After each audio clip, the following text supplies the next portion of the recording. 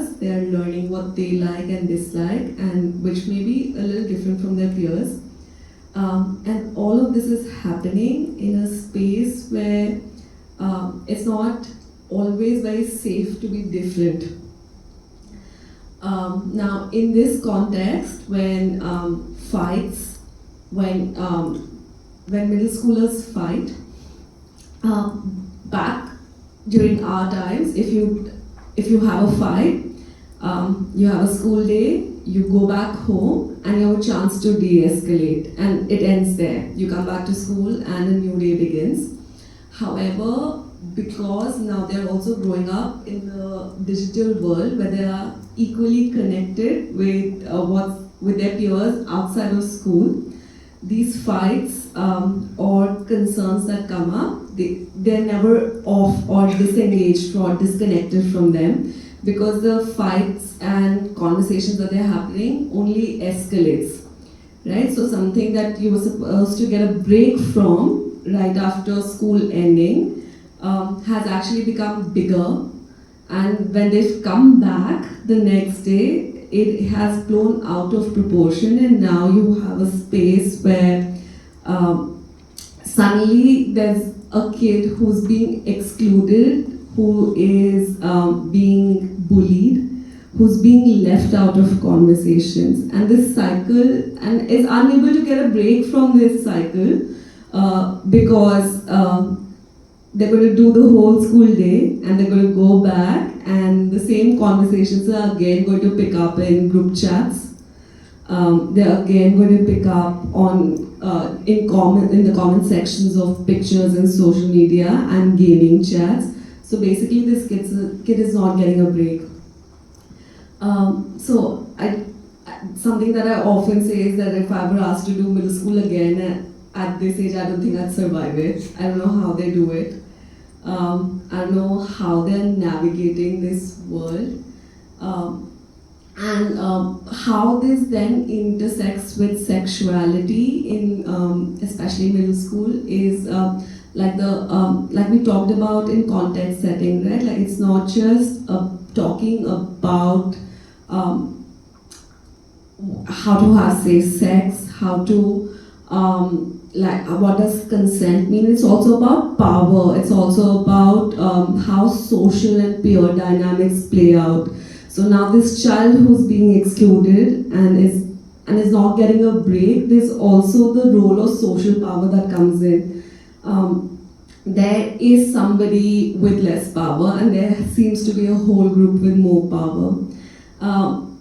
And now when they're experiencing friendships, they're experiencing relationships at such a young age, when there's identity confusion, when they're learning how to have a voice for themselves, they're also learning this in the context of unequal power. So what becomes okay, what becomes acceptable, what becomes okay to support is also then defined by which power group are you a part of. Can you define the norms? Can you set the norms? Or are you constantly in a place where you have to conform? So it's showing up in very small, like in everyday nuances of being a school kid. It's how you're experiencing friendships. It's are you okay seeking help? It's are you okay telling an adult around you that, hey, actually I'm not okay, or like, something like this is happening with me and I need help now. Because the power group that you're going to belong to will also really define if you're able to reach out. So I just feel like there's just so much going on in schools all the time. But yeah, thank you.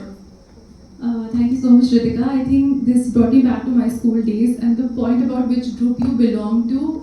I was asked this question, like they have ranking 1 to 5. Which group were you? Like if you're part of group number 1, clearly you are like the in students, and whether you will be subjected to bullying or any kind of prank, it really depends where you are placed. So, what the example you shared really highlights how well-being and sexuality is interconnected. Like, we are just not talking about well-being in the academic space, because you always talk about बहुत pressure आता है बच्चों पे, but there are other aspects in school as well. And whether friendships or relationships or however navigating those spaces with different people really talks about how well-being is also very interconnected. So thank you for pointing that.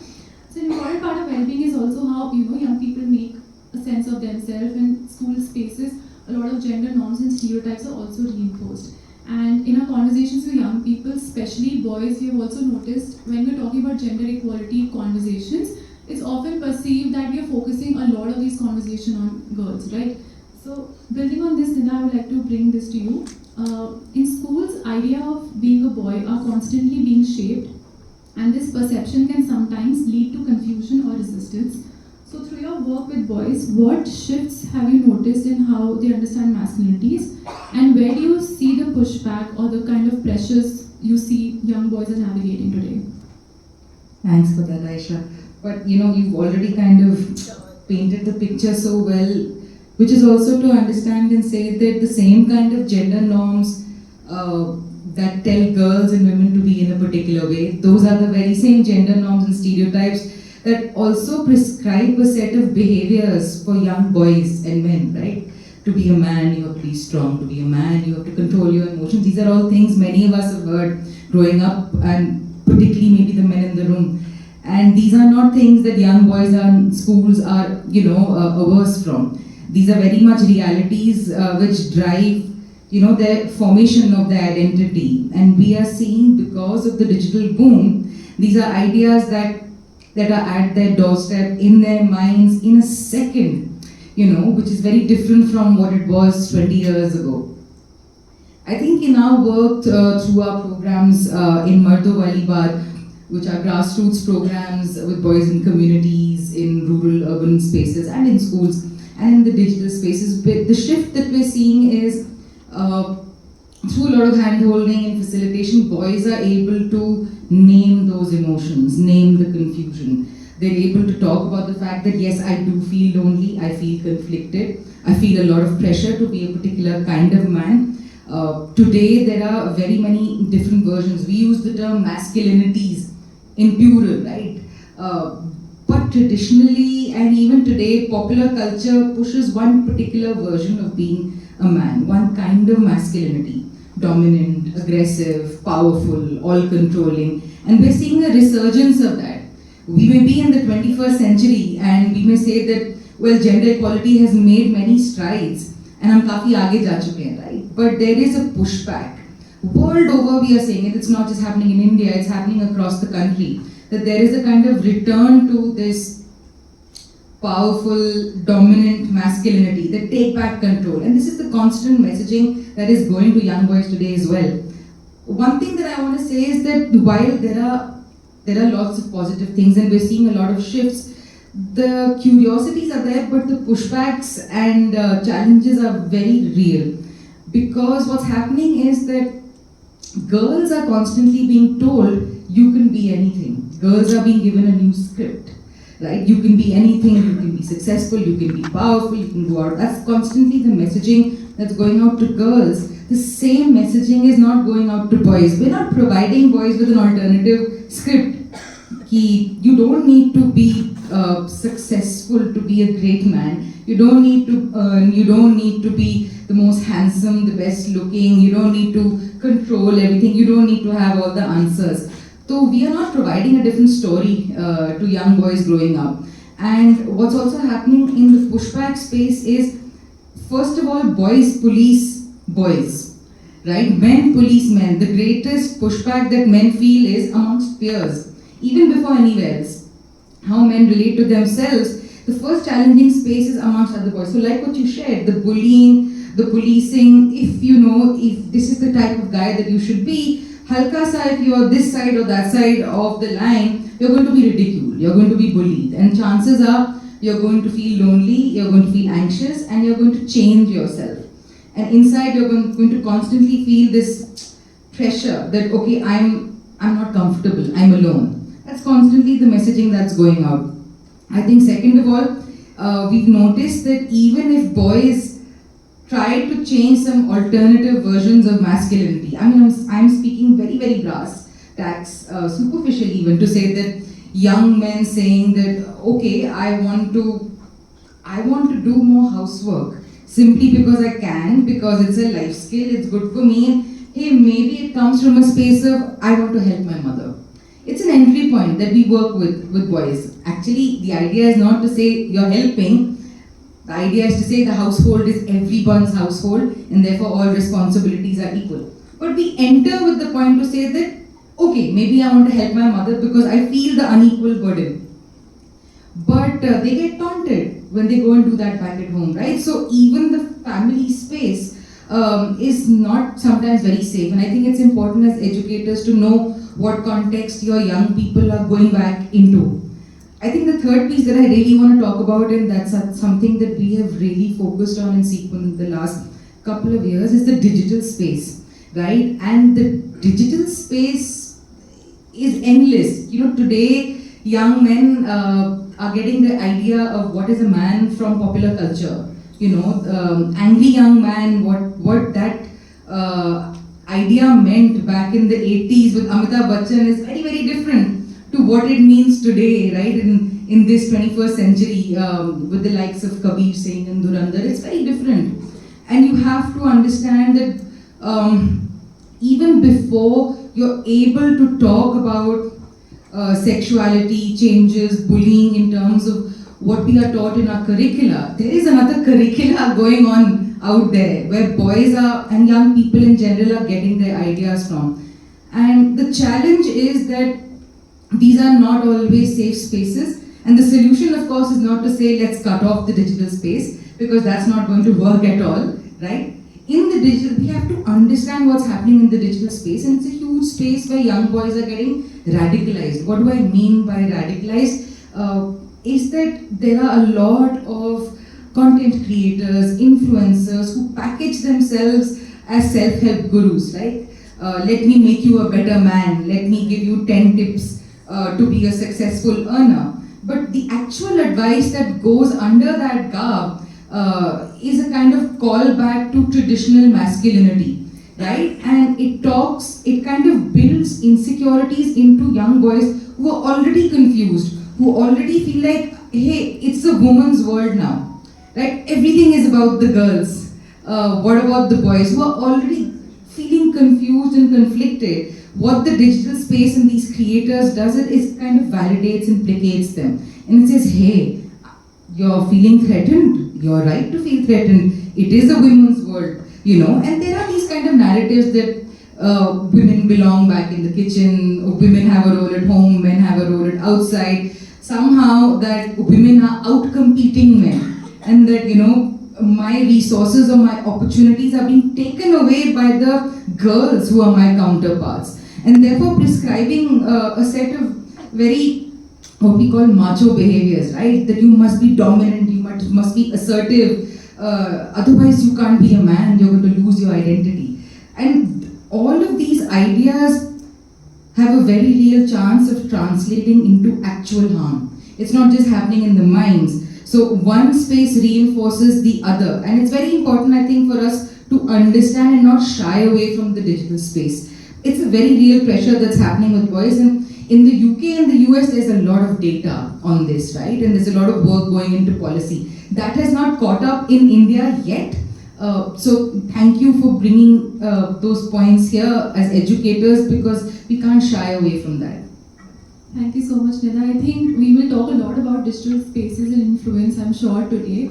And interestingly, with how digital spaces, you know, the algorithm, you will see one reel which will be talking about masculinity in that way, and the algorithm will do its magic, and consistently you'll keep seeing that. So the more, I mean, visually, whatever you are saying would have more impact, and you keeps reinforcing your ideas, right? So, I mean, we can't escape it, but we have to find ways on how we can actually, you know, go ahead and, you know, address those issues. We've spoken about well-being, we talk about gender norms and masculinities, and when we bring a lens of sexuality, it becomes really complicated. Of course, it's a very complex issue, there are so many layers to it. So with that, coming to you, Priyanka, I want to ask, schools are often the first spaces where young people start exploring questions of identity and belonging and difference. And these conversations really shape like how young people will feel, right? So your school has been working on LGBTQI inclusion and gender sensitization for many years. So based on this, could you share some examples on how students are talking about gender and sexual identities today, and what kind of concerns are coming up in school spaces? Thank you so much, Asha, for the question. Thank you, everyone. Thank you. It is lovely listening to everyone present here. Yes, before I just answer your question, I would like to say, Breaking Barrier in Tagore International is there from 13 years now. We have really, it's a decade that we have this student-led initiative. And this initiative started with a very clear-cut core objective that was dispelling the myths and misconceptions around LGBTQI plus community, and to instill a safe space and stop bullying in every sense, and have a feeling of that we are inclusive school in all the respects. So that was the core objective that we started with.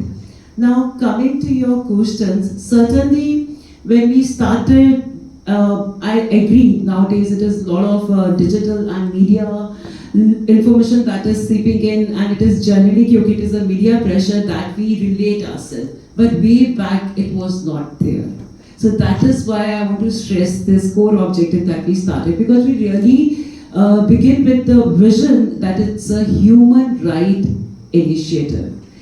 Without the gender identity or sexuality that you are coming from, respect is that everyone deserves. It is non-negotiable at any point.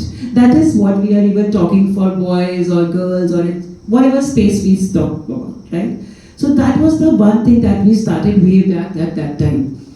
And yes, there is a shift. Earlier we could hear silence, now it is openness.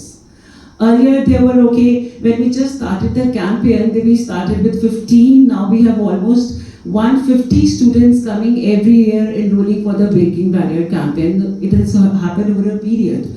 And we have been successful. There was not any backlash, as all educators are there, from parent community. That is the one thing that management really fears for. And that really stops also taking sometimes these campaigns further in different schools. But certainly there were few parents in an initiative, they were like, okay, you go ahead, maybe if my son or daughter, my child doesn't want to, it's fine. But there were no backlash, okay, why you are thinking about this community, right? So that really helped us, our parent community, and they came forward, all the stakeholders. Now, but at that time, still it was a rush, okay, somebody was coming, talking in a room, but now there is openness. Now they really want to, the question is no more what is LGBTQI plus community. It is actually shifted what I can do as a student to make everyone feel safe, give a safe space, make them feel seen and heard. How I can really help out, you know. So there is a shift during the years. And there are, because of certainly media literacy also, so it has shifted into critical thinking. Now they come up, okay, what is the media representation happening? But we know community in this way, because we generally have a kind of sessions and workshops. We go to the community spaces also. They have interaction on a regular basis for the people from the community. Like we all know a public figure, Lakshmi Narayan Tripathi, the trans women. So we invited her to our school. She shared the story that how the transition happened, what happened to her during the school time, the bullying that started, okay? And then the students built up a story and narrative and a play to take it to another schools, and actually telling our schools also about the story in the community. So the regular interactions, creating such safe spaces and thinking about the community really helped us to have the open discussions instead of just closing it to rooms, right? So critical thinking is also developing, where the media sometimes, and they question, okay, there was a movie, if I think Dostana, if all of you might have seen, they question that is the bad representation of the community for sure. And now they really feel like thanks to Netflix, the web generation Z, all the things coming, like there are the series, Stranger Things that they all watch and they see, there is Heartstopper, which is a good representation. It's no more that you are from the community I'm just here. We all are in a safe space. Okay, you are from gay and you have to really wear pink. There's no gender norms now like this. So this Breaking Barrier campaign has really helped us to take it to another level.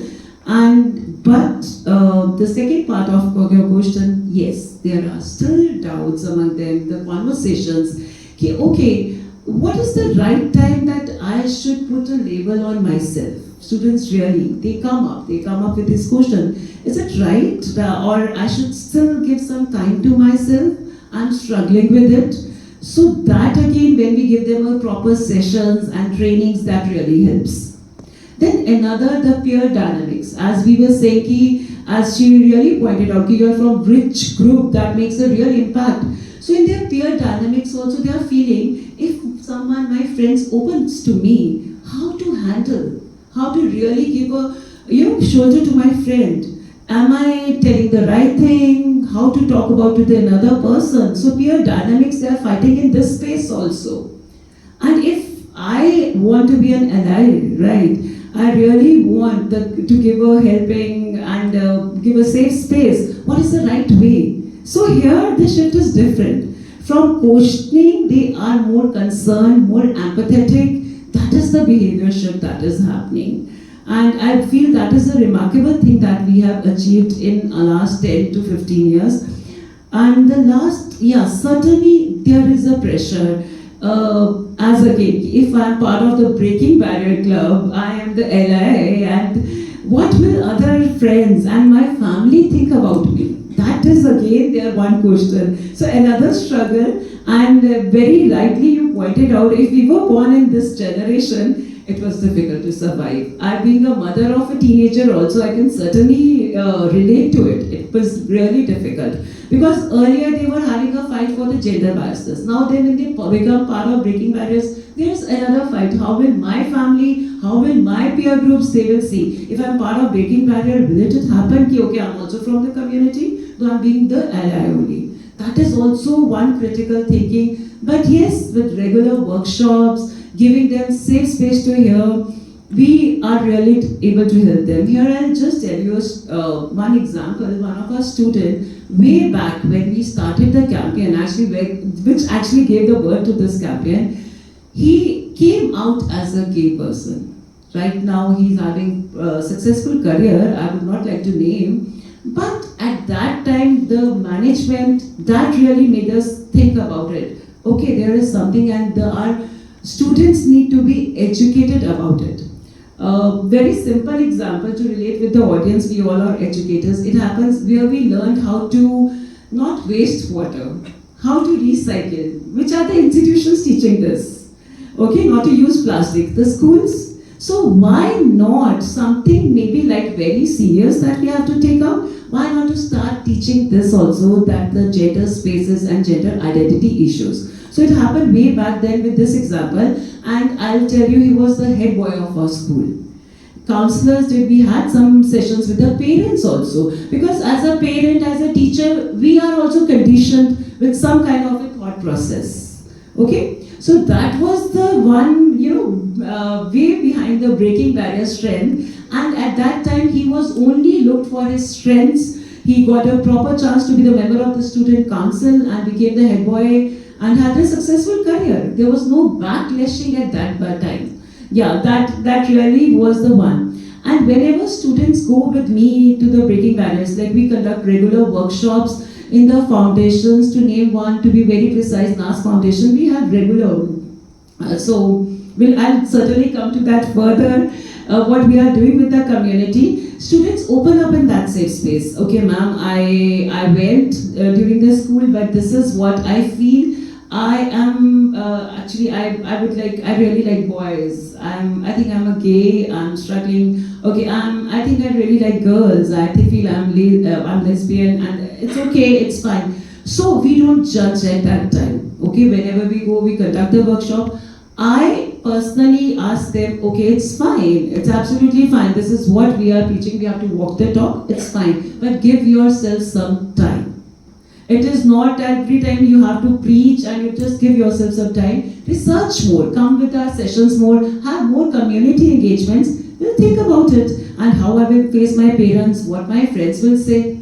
Absolutely no. That is no bullying in any sense will happen, and that is not made like a talk of the staff room or talk of the classrooms. That is what, yeah, because that generally happens. So we really try to that is the what Breaking Barriers is doing, and we have conducted workshops in a number of schools in Delhi, NCR, across Delhi, NCR, and we have again critical thing that as a director I feel when you reach out to management, still the management is not proactive to take gender identity issues as one of the critical topic. They will ask us, okay, can you really put bullying into this? Can you get a little bit about, okay, the caste and the other bully gender issues? It will take a little bit, but yes, you can speak 1 or 2 slides about this because they fear. It is absolutely, that is a parent backlashing will happen. Management, how it will.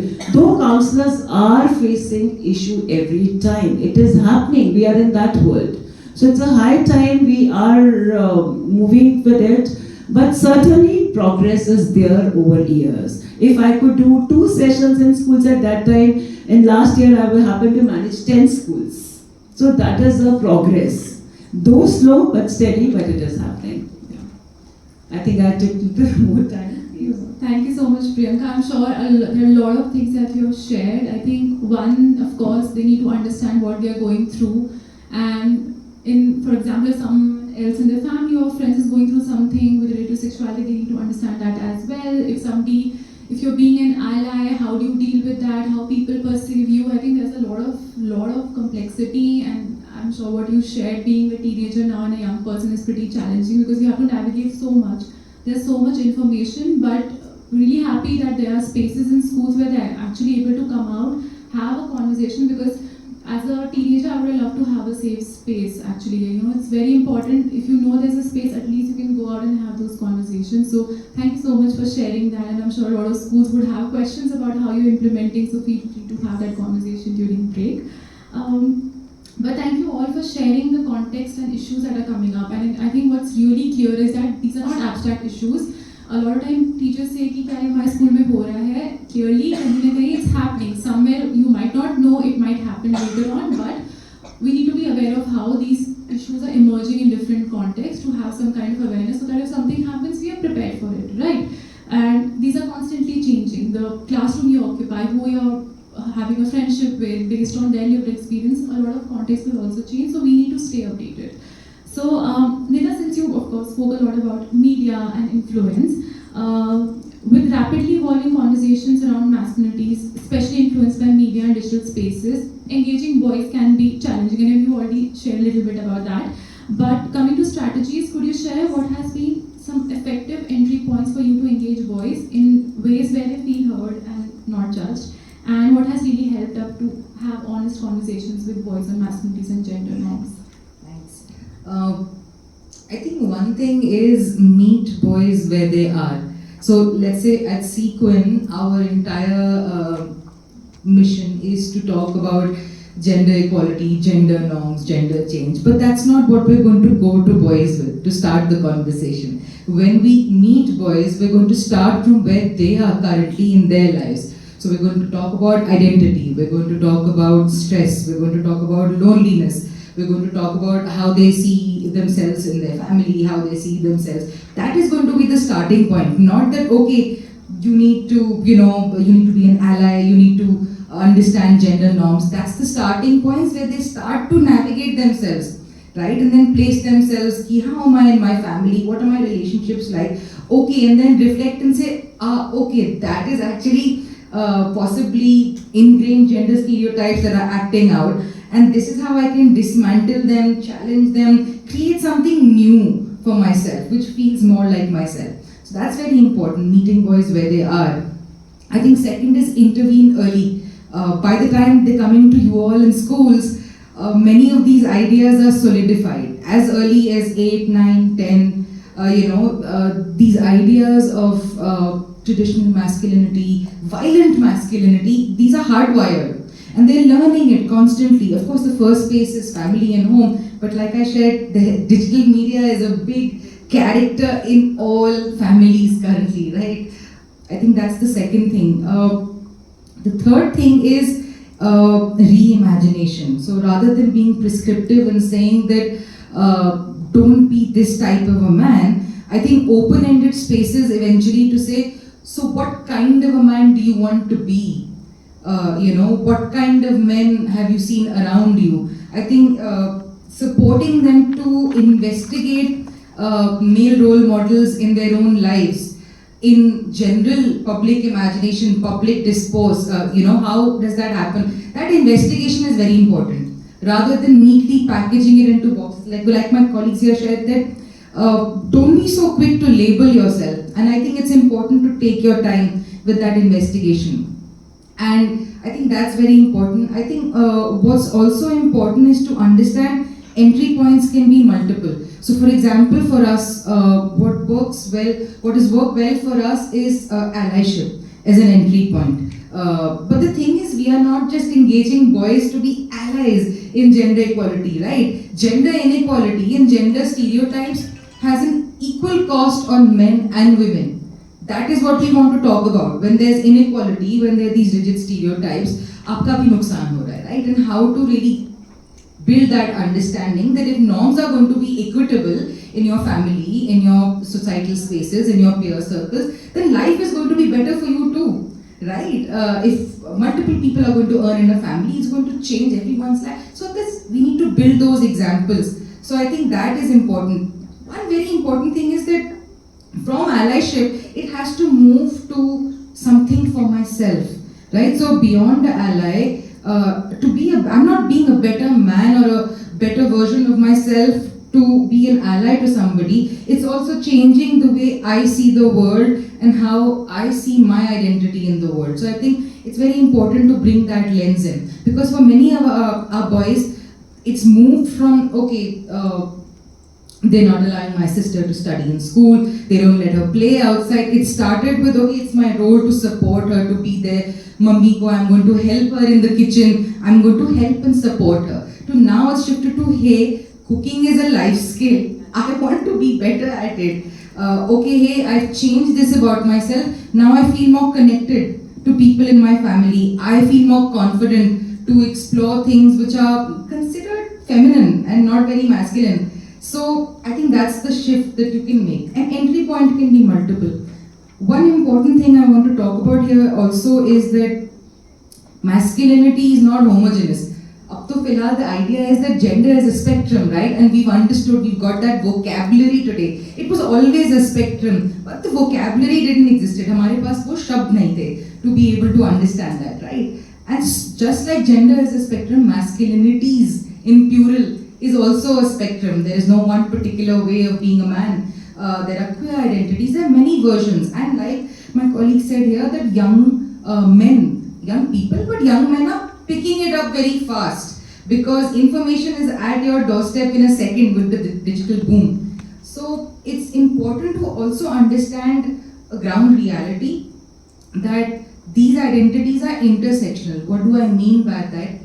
Boys come from different socio-economic realities, right? So they have caste identities, they have religious identities, they have many other identities along with it that they carry with being a man. So it's important to also understand that it can be different for different young boys from different communities. I think those nuances are very, very important and very, very real in a highly polarized type of world where we live in currently. बहुत political है, बहुत politicized है. And it's not just for adults, it's for young people, right? Everyone is expected to form your opinion now. Are you this side or are you that side, right? That's what digital media also does. It makes it transactional and quick. So it's important to understand that they come with a whole bunch of identities along with being a man or a woman or a girl or a boy. It's important to help them investigate that also. And the last thing is, textbooks teach us one thing, but the digital media space is another textbook. So if they're getting it first from influencers, you need to be there as well, and you need to tell yourself and your colleagues, okay, we need to learn this rather than block it off. I think that's it, yeah. Thank you so much, Nida. A lot of points to ponder over. I think what you spoke about entry points and where we need to meet young boys where they are, because usually when you're talking about gender sensitization sessions that we take in school, sometimes we come with like a fixed curriculum. This is what we're supposed to cover. But are we really matching to their lived realities? Is this what they want to talk about? Do we have to start from ABCD करके हमने format बना दिया gender का, but perhaps maybe we can start somewhere different, which will make it more relatable to them, which will make them feel seen, like we're talking about all genders and not just me being an ally or this is how I'm supposed to be because perhaps girls are progressing forward. So we need to be reflective of how we are having these conversations to include everyone to be on the same page as well, and then map out how we want to bring in boys or girls or people of all gender in that conversations. Thank you, Nida. Coming to you, Priyanka, you have spoken a bit about the Breaking Barriers campaign. It has been running over for a decade, which is amazing. We just want to know what are the different strategies that you have used to make it, sustain for such a long period, and if in particular, if you want to talk a little bit about any kind of resistance or when you're trying to outreach this program to other schools, what have been the concerns, and especially because it has been a student-led approach, how has that been for you, and seeing students as active participants in this conversation? Thank you so much for the question. Breaking Barrier, as I already told you, it started way back in 2013, and I've given you example also. Now, what happens to our approach if we all have student-led initiatives in our school, so it's one of the initiative. So we have a We Care community at Tagore International School, Basant Vihar, where we are actually engaging students in 6 different kind of projects. For example, one is Project Saksham, which is for specially able children, which we are working with Special Olympic Bharat, and yesterday only we finished our 2-day Inclusivity Fest, in which 170 school students participated across Delhi, NCR. Shivnada was also one part of that. So we hosted that Inclusivity Fest. Every year it is happening. So another initiative, Say Party, in which the students join in and they have to teach underprivileged students around the area. So we conduct classes in our school premises. We do go to the areas also and we call them, we provide our bus facilities, they come on every Saturday, and computer and English communication skills we are providing to the students. Then we have Flawless Flaws, another wonderful initiative of our school in which we are supporting and raising funds for acid attack survivors in our school, and I'm really proud to tell you, one of our acid attack survivor girl, the case happened in just our neighbor, that is in Haryana, Bhiwani village. She is studying with the mainstream students in our school this year in grade 11.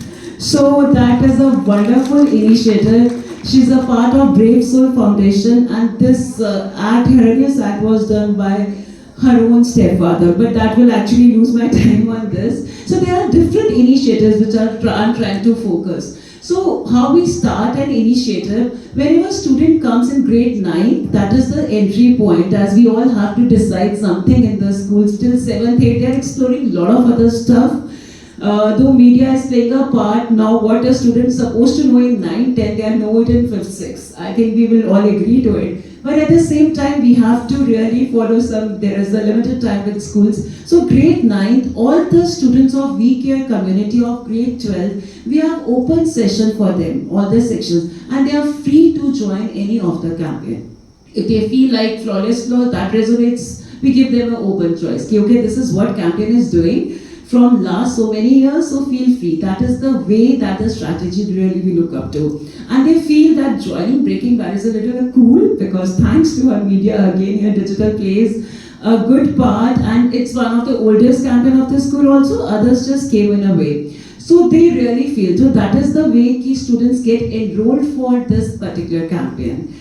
And now comes the training part. Okay, 50 odd students every year, because grade 12 will be leaving. We will be now, grade 11 will become the leaders. So this initiative, we have a proper role. Okay, 2 people will become the speakers, then there will be other taking the media charge, other will be taking, okay, wherever the workshops is happening, how to outreach other schools. So it's a completely student-led initiative, and we become the backbones behind. So once they become part of the Breaking Barrier, then, or if they become part of any of the campaigns, they have to attend the regular trainings. that happens during that particular one period or one particular time slot that is given for that campaign. So this is the strategy. We train them and we take them for different kind of workshops if now I'm specifically talking about breaking barrier. So we take them out to those kind of spaces and we hold regular kind of meets in our school also. So those students become part of these particular part they supported.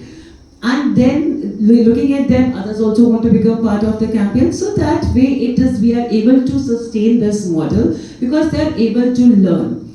And the core idea about all these campaigns is we are not only educating one child, we are educating family.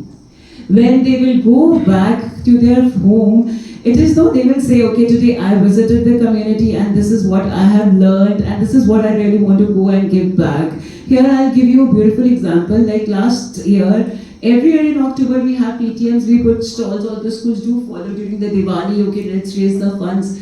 So we had one transgender woman who is into crafting a beautiful handmade jewelry. So she came to our school and the stall was put there and other campaigns also had their stalls. So all the parents could come and she had a good, she could make a sale of 20,000 and when she went back, she called us and she told me, okay, I was able to buy a washing machine and something more which wasn't looking. So that was remarkable. So that is your engaging. The parent community also saw it is happening. So a respect was coming. Now then the second thing, when a very beautiful example, when she was sitting there and having conversations, students were in charge. One of my students happened to see that, okay, there was some torn part of the sari. So they said, ma'am, can't we gift a sari?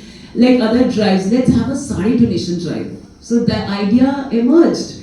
Now in that we said, okay, this is something we can really do about. So we had a kind of a drive in our school on the pre-loved saris because they will never get sari. So there was one thing, you have to pack it properly and write a beautiful message to whosoever it goes.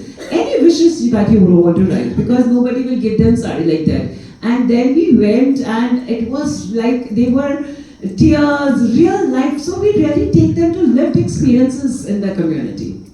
So then they saw that and it was like, okay, so it became, and then that became a every time thing in our school. So this is the way we are able to sustain, adding something new, and certainly digital is playing. They have to make Instagram reels, they are engaged into that also.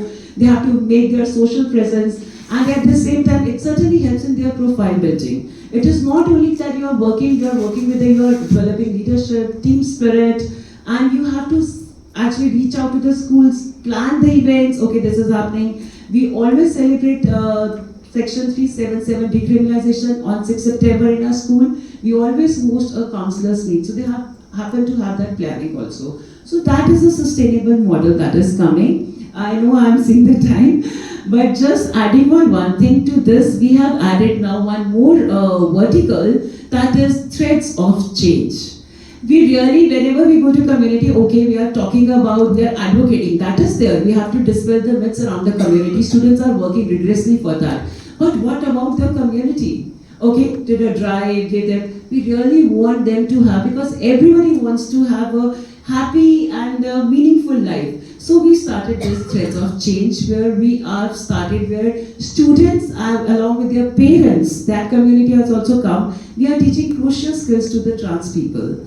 And the products are bought by them, we put the stalls, and even we have found out the places where they can have their regular income coming in. Another NGO we tied up. So it's like a 360-degree thing that is happening. So, and at the same time they come up, okay, we also want to learn English, we want to learn this thing.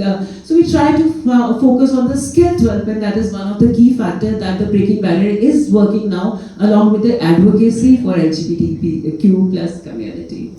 I think that will take further questions, or probably we can relate. How can we further take it to another schools?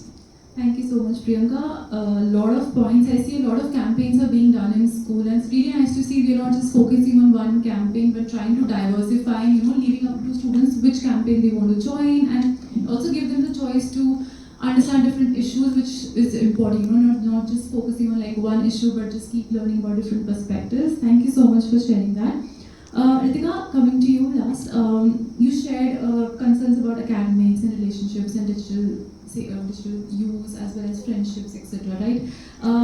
Could you also share how exactly the school is also responding to these challenges? How are you addressing these challenges, and what kind of system structures are being put in school so that students' well-being is also sustained in a regular way, in a sustained way? Thank you for that question. So, when we were looking at the well-being program in school, the idea that was guiding us was thinking about the very common phrase that we use, which is, it takes a village to raise a child, right? But what we started asking was, who is the village? We ideally like to talk about the school ecosystem. We'd say the parents, the educators, the support staff, the leadership, their peers. However, what's also coming across in this panel is the digital world. As Nida spoke about, the very fact that it's just a click away, we're also then exposed to ideas that as the school ecosystem, we may want to shield them from. However, we no longer have control over that. So then they're also exposed to different kinds of masculinities, as you said. There's also a movie like Animal telling them what a man is supposed to be like. Or there's so much content, there's so much unmoderated content out there. That we get, so all of this is also forming a part of their village, right? So when we've talked about well-being and we thought about like, hey, how do we want to respond to these challenges? We thought about unless the entire village is taken care of, the children will fall through the cracks. For the children to be at the center, the village needs to feel capacitated. So what we started thinking about was a multi-tiered system of support. And what we've done is we've looked at well-being at 3 levels, where level 1, we talk about the entire village. We talk about starting with students. So there are educator and school counselor led circle time, where we meet all children, regardless of if you would like extra support, but even if like you've got everything going on well for you, every child is a part of the circle time, where we then talk about consent. We'll talk about power dynamics. Lately we talked about boundaries. We talked about what is going on in the class, classes that require support in terms of building peer relationships, where I feel like, hey, there are a lot of children feeling unseen, invisible, they're feeling excluded. So where everybody becomes a part of the conversation. So this is something that goes on for the children, where 100% of the kids are covered. Apart from that, we also work a lot with educators. And we've also looked at that at 2 levels. One is educator training towards children, towards a student's well-being, but also educator well-being, right? So one, like, of course, like, I want to train my educators to also work closely with the counseling team, and where, like, we have 1 counselor per cohort, but we have 2 teachers in every classroom. So where I'm not able to be present, can an educator already pick that up, identify child, and we're not waiting for something big to happen before the counselor can step in, or somebody else, an adult can step in and support the child.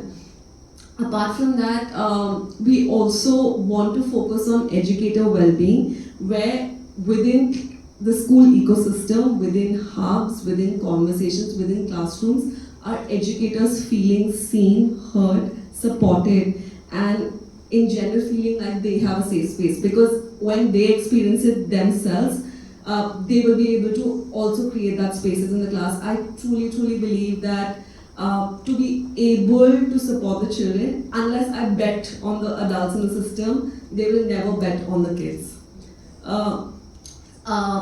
Going on to support staff, similar model. We work on training as well as well-being, and similarly with parents, training and well-being for parents. But what I want to also talk about is these invisible elements, but very, very present elements in the village, which is the geopolitics of the world, right? Like, and all of this is informing well-being.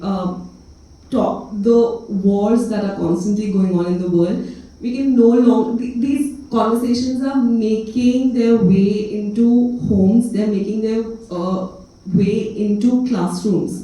And that's also guiding how children are treating each other, how employees are treating each other. Suddenly gender differences, religious differences are way more pronounced. So unless at level 1 I'm not able to recognize, identify and work towards these challenges, student well-being will never be achieved. So the very fact that the adults in this village, if we are able to engage them in conversations, if we are able to have uncomfortable conversations, and this can happen through various ways. It can happen through this panel that I'm participating in today, or the fact that we'll organize a conference, or we'll participate in conferences, or we engage with the larger audience, and as schools we participate in a little bit of advocacy that concerns our students, that concerns every single person in this village. I feel like everything else then falls flat. So this is level 1 where like every person in this village is taken care of. Then we move towards level 2 where we also then talk about apart from like global initiatives, like who are the people within this village that require a little more support. And this is where our small group initiatives come in. So if I identify a group of students I know is struggling with body image, or I know a group of students who's just struggling to make friends, or I know a group of parents who have children, or who in general, since the pandemic we're also seeing a lot of single parents who are then struggling to navigate the working world, being a single parent, navigating the society. So running need-based small groups comes in our level 2, where just apart from global initiatives, these groups may need a little more support. And of course, then we have level 1 where counsellors will come in with more intensive support. So we've looked at well-being through this system, and we're hoping that the idea is that nobody slips through the cracks. Thank you. Yeah, thank you, Ritika. I think that was a really thoughtful reflection. I think a comprehensive multi-layered approach is also very important, because one structured approach might not always work, because you've spoken a lot about different identities and experiences, and a lot of people are occupying that space come from different places also. So we need to be mindful of all these identities and intersections. And I'm really happy that you brought the point about educators' well-being. So when we do trainings with teachers, of course, it's very, we understand we're focusing on students' well-being also, but they also have their discomfort, they also have their hesitation and being anxious about certain things. So it's very important we address their well-being also, because they also have to take forward those learnings. So, and we often miss out this point when we're talking about educators and counselors, that we also need to look into their well-being. So thank you so much for bringing that out.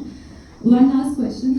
I have a rapid fire question. So if each of you could just share, what is one learning or unlearning that has shaped how you engage with young people on these issues? Anyone? Yeah. Just one, right? I think it should be structured, and we have to move from investigations and conversations and training to actual lived experiences of action, which is what I've learned from my colleagues here as well, that whatever's going on inside, you have to channel it and give it a space for young people to come together and take action. That is what ultimately works for young people, actually. I'd just like to go back to the one thing that I've learned to question is who makes the village. I think when I was a very young person in the school ecosystem, and I hadn't really experienced what the world looks like yet, I genuinely believe it's just people I can see, but now I think I've started focusing a lot on the invisible elements, the policies, the government, geopolitics, ideas, stereotypes, movies, media. All of this also comprises the village, and unless we are paying attention to it, I feel like I'm not doing my best job. For me, I certainly agree with Nida. Ki absolutely, that is the reason when I focus ki we give them a choice. Don't force them. This I have. Structured approach is required, but certainly please don't push them. Give them a choice. That is the first responsible thing we can do. If you give them a choice, okay, you have a right to choose what is this, and then work, certainly. That is what we have learned. Again, coming back, if you go to past eras, there was like, okay, tic-tac, this is what we are supposed to, and this is what parents are telling, schools are telling. No. This generation needs choice because they're already struggling with a lot of their own stuff, which we have spoken enough. So it is that really makes a great impact with this generation. When I ask them, okay, this is what is happening, tell us how to, okay, this is the school we are going and this is the questions that will happen. What do you think? So you give them a freedom to choose. Responsibility happens. They come out as the leaders. That is what we need to focus. And that is what I have really and certainly lived experiences. Though the media is playing their part, everything is happening, if you give them the lived experiences, trust me on that, the youth can change anything. It really happens. And to just add on, I feel when we ever go out, the onus lies on the included to include the excluded and not the other way around. We are all included. The onus lies on us to actually include the people who are excluded. And we work on the other way around, that they are struggling, okay, to become the included. It should not be that way. So that is what we also focus, and that's it I would like to say. Thank you so much, all of you. Thank you so much for sharing your experience so openly and thoughtfully. I think what stands out most from this conversation is that young people's lives cannot be understood in fragments.